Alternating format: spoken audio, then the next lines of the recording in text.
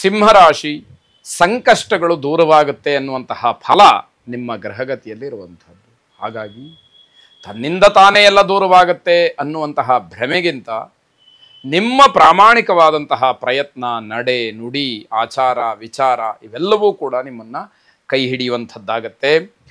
ಹಣ ಅಥವಾ ದ್ರವ್ಯ ಸಿಕ್ಕುವಂಥದ್ದು, ಲಾಭವಾಗುವಂಥದ್ದು ಇರುತ್ತೆ. ನಿಮ್ಮ ವಯಸ್ಸಿಗೆ, ನಿಮ್ಮ ವೃತ್ತಿಗೆ ಯೋಗ್ಯತಾನುಸಾರವಾಗಿ ಸಿಕ್ಕುವಂಥದ್ದಾಗತ್ತೆ.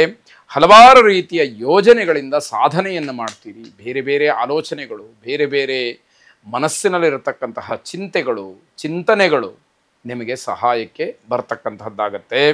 ಸಮಾಜದಲ್ಲಿ ಕೀರ್ತಿ, ಹೆಸರು ಸುಲಭವಾಗಿ ಸಿಕ್ಕುವಂಥದ್ದು ಅನ್ನೋದು ನಿಮಗೆ ಅರ್ಥ ಆಗತ್ತೆ. ಆದರೆ ಅಂತಹ ಸುಲಭವಾಗಿ ಸಿಕ್ಕಿದಂತಹ ಕೀರ್ತಿ ಶಾಶ್ವತವೇ ಅನ್ನುವಂತಹ ಪ್ರಶ್ನೆಯೂ ನಿಮ್ಮ ಮುಂದೆ ಇರುತ್ತೆ. ಬಂಧುಗಳಲ್ಲಿ ಹೆಚ್ಚಿನ ವಿಶ್ವಾಸ ನಿಮಗೆ ಆರಂಭವಾಗುತ್ತೆ. ನಿಮ್ಮ ಪ್ರಯತ್ನ ಸಫಲವಾಗುತ್ತೆ. ಪೂರ್ಣವಾದಂತಹ ಸಂತೋಷ, ಪೂರ್ಣಾನಂದ ಅಂತ ಹೇಳ್ತೀವಿ, ಅದು ನಿಮ್ಮ ಪಾಲಿಗೆ ಸಿಕ್ಕುವಂಥದ್ದಾಗುತ್ತೆ. ಸ್ವಾಭಾವಿಕವಾಗಿ ತುಂಬ ಸಂತೋಷದ ಒಂದು ಉತ್ಸಾಹದ ಸ್ಥಿತಿಯಲ್ಲಿ ಇರ್ತೀರಿ. ದುರ್ಗಾರಾಧನೆಯನ್ನು, ದುರ್ಗಾ ಪ್ರಾರ್ಥನೆಯನ್ನು ಮಾಡಿ ಇಂತಹ ಒಂದು ಸಂತೋಷದ ಸ್ಥಿತಿಗೆ ಯಾರ ಕಣ್ಣೂ ಕೂಡ ಬೀಳದೇ ಇರಲಿ. ನಿಮ್ಮನ್ನು ಆ ದೇವಿ ರಕ್ಷಣೆ ಮಾಡಲಿ. ಶುಭವಾಗಿ. ಕನ್ಯಾ ರಾಶಿ, ವಿದ್ಯಾರ್ಥಿಗಳಿಗೆ ಅಪಯಶಸ್ಸು. ನೀವೇನೋ ಓದಬೇಕು ಅಂತಲೋ ಅಥವಾ ಇನ್ಯಾವುದೋ ಒಂದು ಉದ್ದೇಶವನ್ನು ಇಟ್ಟುಕೊಂಡು ನಿಮ್ಮ ಪ್ರಯತ್ನವನ್ನು ನಡೆಸ್ತಾ ಇರ್ತೀರಿ, ಯಶಸ್ಸು ಸಿಕ್ಕೋದೇ ಇಲ್ಲ. ಇಲ್ಲಿ ಭಗವಂತನ ಅನುಗ್ರಹದ ಕೊರತೆ ಆಗಿರ್ಬೋದು, ಇಲ್ಲ ನಿಮ್ಮ ಅದೃಷ್ಟದ ಕೊರತೆ ಆಗಿರ್ಬೋದು, ನಿಮ್ಮ ಪ್ರಯತ್ನದಲ್ಲೇ ಏನಾದರೂ ವ್ಯತ್ಯಾಸಗಳಿರ್ಬೋದು. ಹೀಗಾಗಿ ಯಶಸ್ಸು ಕಾಣಬೇಕಾದಂತಹ ನೀವು ಅಪಯಶಸ್ಸಿಗೆ ಭಾಜನರಾಗ್ತೀರಿ ಅಂತಕ್ಕಂಥದ್ದು. ಯಾವುದೇ ದ್ವೇಷದಿಂದ ಯಾವ ನಿರ್ಧಾರಗಳನ್ನು ಮಾಡಬೇಡಿ. ಯಾವುದೋ ವಿಷಯದ ಬಗ್ಗೆ, ವ್ಯಕ್ತಿಯ ಬಗ್ಗೆ ಏನೋ ದ್ವೇಷ ಇದೆ ಅಂತ ಹೇಳಿ ಆ ದ್ವೇಷದ ನಿರ್ಧಾರವನ್ನು ಮಾಡಬೇಡಿ. ಅವರಿಗೂ ಕೂಡ ಹೀಗೆ ಆಗಲಿ ಅನ್ನುವಂತಹ ಶಾಪ ಹಾಕುವ ರೀತಿಯಲ್ಲಿದೆ, ಅದು ಬೇಡ ಅನ್ನುವಂಥದ್ದು. ಸಹೋದರರ ಇಷ್ಟಕ್ಕೆ ತಕ್ಕ ಹಾಗೆ ನಡ್ಕೊಳ್ಬೇಕಾಗತ್ತೆ. ಅಣ್ಣ ತಮ್ಮ, ಅಕ್ಕ ತಂಗಿಯರು ಏನನ್ನು ಸೂಚಿಸ್ತಾರೋ ಅಥವಾ ಏನನ್ನು ಕೇಳ್ತಾರೋ ಹೇಳ್ತಾರೋ ಅದರಂತೆ ನಡ್ಕೊಳ್ಬೇಕಾದಂತಹ ಅನಿವಾರ್ಯತೆ ನಿಮಗೆ ಒದಗಿ ಬರುತ್ತೆ. ಇದರ ಸರಿ ತಪ್ಪುಗಳ, ಇದರ ಪೂರ್ವಾಪರಗಳ ವಿವೇಚನೆ ನಿಮಗೆ ಇರಬೇಕಾಗತ್ತೆ. ಬಹುದಿನಗಳ ವಿಚಾರದಲ್ಲಿ ಅಪಯಶಸ್ಸನ್ನು ಕಾಣ್ತೀರಿ. ಹಲವಾರು ದಿವಸಗಳಿಂದ ಯಾವುದೋ ವಿಷಯ ಚರ್ಚೆಗೆ ಬಂದಿರುತ್ತೆ, ಮುನ್ನೆಲೆಗೆ ಬಂದಿರುತ್ತೆ. ಅದರಲ್ಲಿ ನಾನು ಏನೋ ಗೆದ್ದು ಬಿಡ್ತೀನಿ ಅಂತಕ್ಕಂತಹ ಭ್ರಮೆಯಲ್ಲಿದ್ದರೆ ಆ ಭ್ರಮೆ ನಿಮಗೆ ನಿರೀಕ್ಷಿತವಾದಂತಹ ಫಲವನ್ನು ದೂರ ಮಾಡಿಬಿಡುತ್ತೆ. ನೀವಲ್ಲಿ ಸೋಲ್ತೀರಿ ಅನ್ನುವಂಥದ್ದು ಗೊತ್ತಾಗ್ತಾ ಹೋಗುತ್ತೆ. ಆಸ್ತಿಗಾಗಿ ಕೊರಗುತ್ತೀರಿ, ಆಸ್ತಿಯ ವಿಚಾರಕ್ಕೆ ತುಂಬ ಬೇಸರವನ್ನು ಮಾಡ್ಕೊಳ್ತೀರಿ. ಇದೆಲ್ಲ ನಡೆಯುವಂಥದ್ದು ನಿಮ್ಮ ತಪ್ಪಿನ ಅರಿವಾದರೆ ನಿಮಗೆ ಶುಭ ಇದೆ. ನನ್ನಿಂದ ಏನು ತಪ್ಪಾಗಿದೆ ಅನ್ನುವಂಥದ್ದು ನಿಮಗೆ ಗೊತ್ತಾಗಬೇಕು.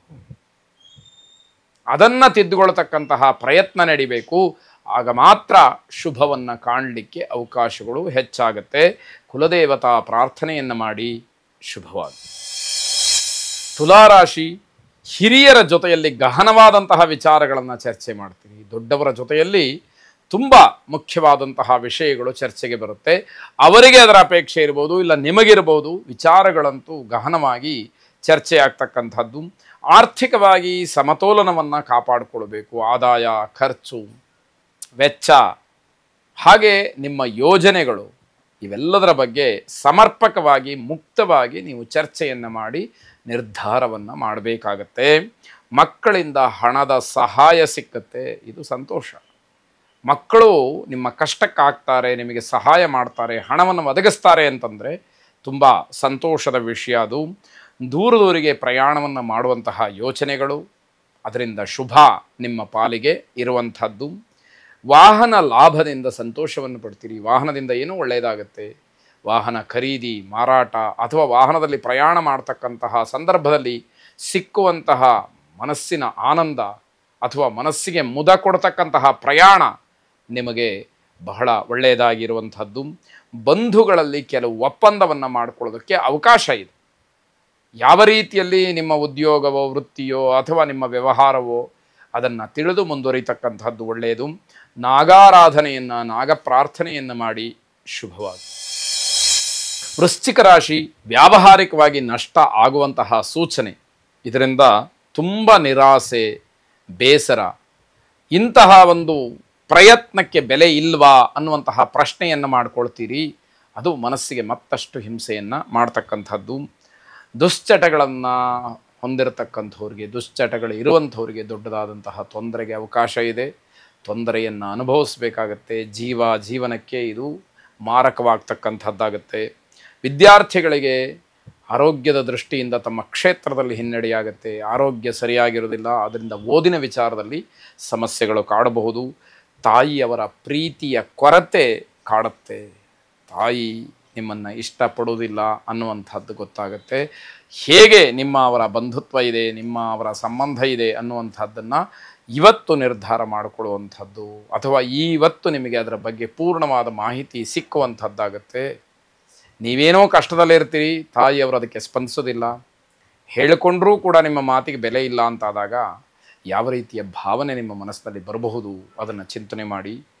ದುಡ್ಡು ಅಧಿಕಾರದಿಂದ ದೂರ ಉಳಿದು ಮಾನವೀಯತೆಯಿಂದ ಬದುಕಬೇಕಾದಂಥದ್ದನ್ನು ಕಲಿಬೇಕಾದಂತಹ, ಅದನ್ನು ತಿಳಿಬೇಕಾದಂತಹ ದಿವಸ ಅಂತ ಹೇಳಿ ಅನಿಸ್ಬಿಡುತ್ತೆ. ಯಾವ ಬಂಧುತ್ವಕ್ಕೂ ಬೆಲೆ ಇಲ್ಲದೆ ಮಾನವೀಯತೆ ಅಂತಕ್ಕಂಥದ್ದು ಮುಖ್ಯ. ವೈದ್ಯಕೀಯ ಕ್ಷೇತ್ರದಲ್ಲಿ ಕೆಲಸ ಮಾಡ್ತಕ್ಕಂಥವ್ರಿಗೆ, ಆ ವಿದ್ಯಾರ್ಥಿಗಳಿಗೆ ಶುಭ ಇರುವಂತಹ ದಿವಸ ಇದು. ಆಂಜನೇಯನನ್ನು ಮತ್ತೆ ಮತ್ತೆ ಪ್ರಾರ್ಥನೆ ಮಾಡಿ ಆ ಧೈರ್ಯ ಸ್ಥೈರ್ಯಗಳು ಬರಲಿ. ಮನೋವಿಕಾರ ಆಗದೇ ಇರೋ ಹಾಗೆ ಆಂಜನೇಯ ಸ್ವಾಮಿ ನಿಮ್ಮನ್ನು ರಕ್ಷಣೆ ಮಾಡಲಿ. ಶುಭವಾಗಲಿ.